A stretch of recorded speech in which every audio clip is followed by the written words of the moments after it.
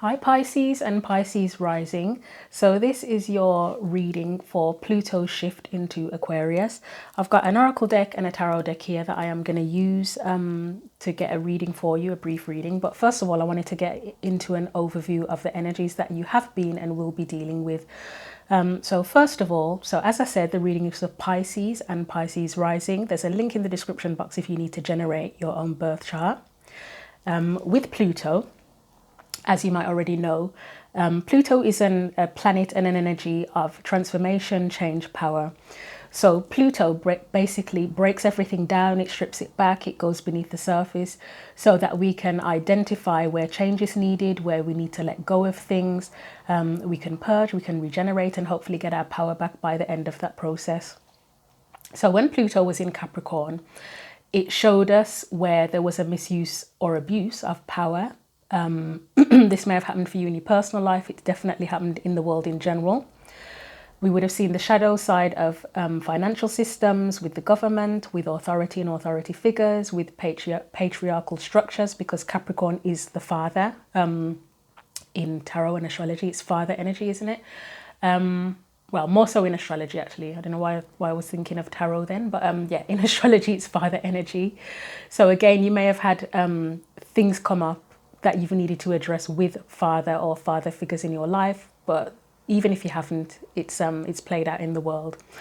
Basically, anything where there is inequity with power or resources, Pluto comes to show us where transformation is needed, and that stuff is still ongoing, because we'll take what we've learned in the previous chapter into the new cycle now with Aquarius, with Pluto being in Aquarius. So in Aquarius, firstly, Aquarius is a very progressive and liberating energy. So Aquarius wants equality and freedom and liberation for everyone.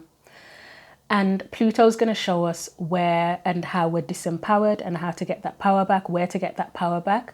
Aquarius pushes the boundaries of what we think is possible. So we can see that happening with artificial intelligence. This can also happen in terms of our spirituality.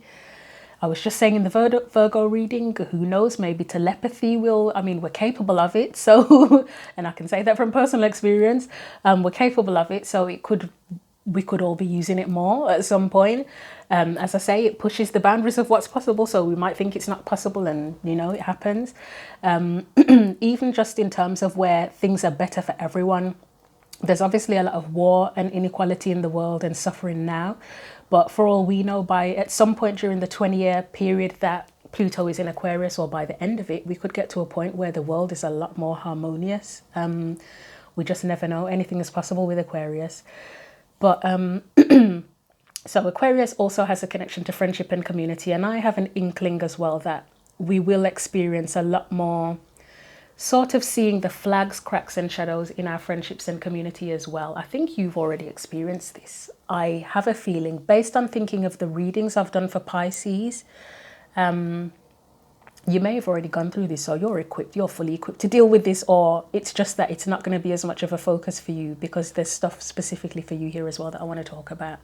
But yeah, in terms of friendships, even if it's friendships or communities where you felt good about it and thought it was fine, with Aquarius, you would kind of look at things, or you'd see things from a different perspective, and things might happen where you're like, actually, you know what, I'm not okay with that. I don't like that. This doesn't seem right. And then you can either repair it, transform it, or let go altogether. It's up to you. So specifically for Pisces and Pisces rising, so Pluto was in the 11th house, which is Aquarius, so it's pretty much what I've already said. Yeah, it was in the 11th house for that 16-year period that's already passed now. So you may have noticed a lot of changes or power imbalances, or identifying power imbalances in terms of innovation, humanitarianism, friendship, community, your sense of individuality in relation to community in your life, your hopes and wishes. As I say, it's either that things have changed with that in your life. You might have become more innovative. You could have become more of a humanitarianist. Is that right? Humanitarianist.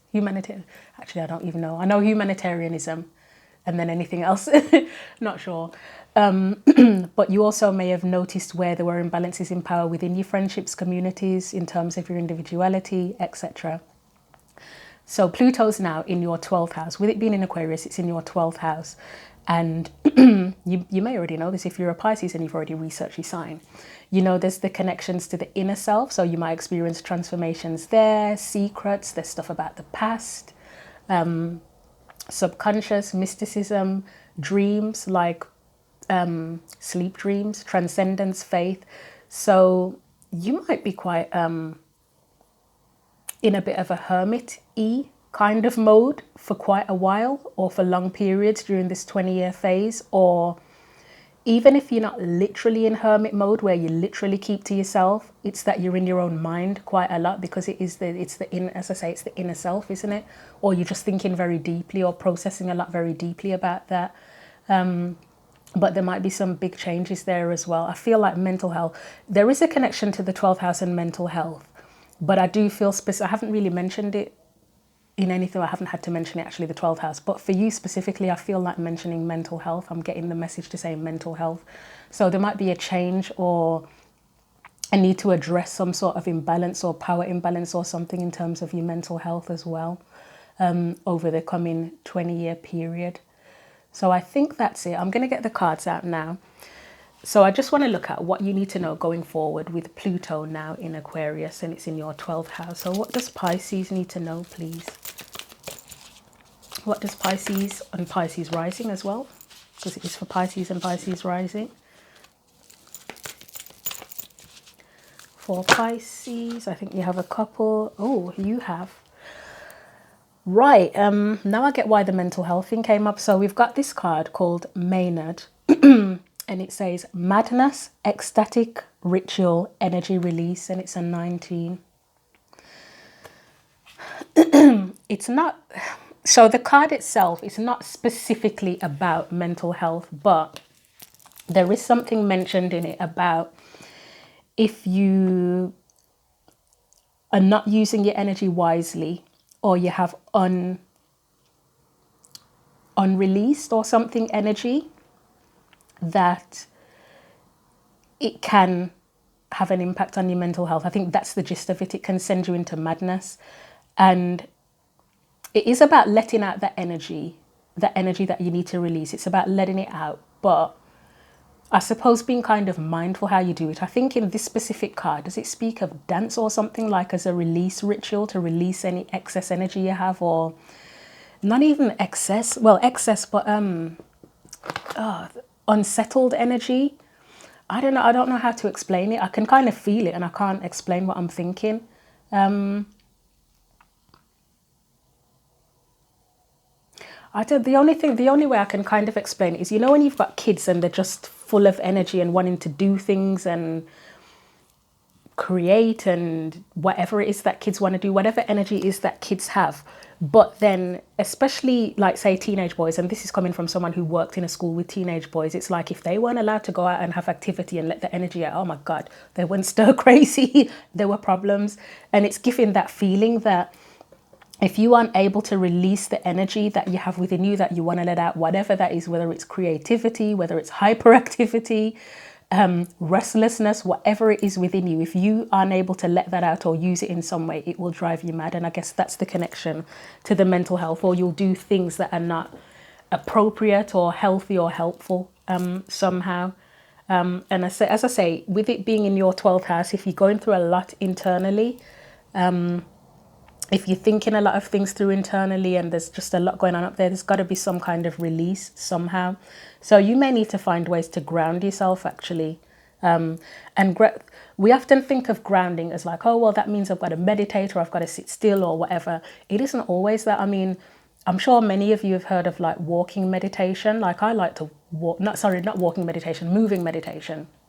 So that can be exercise, walking. I love to walk. I feel like walking is my meditation. I don't even have to be consciously trying to meditate and walk. It's just walking itself.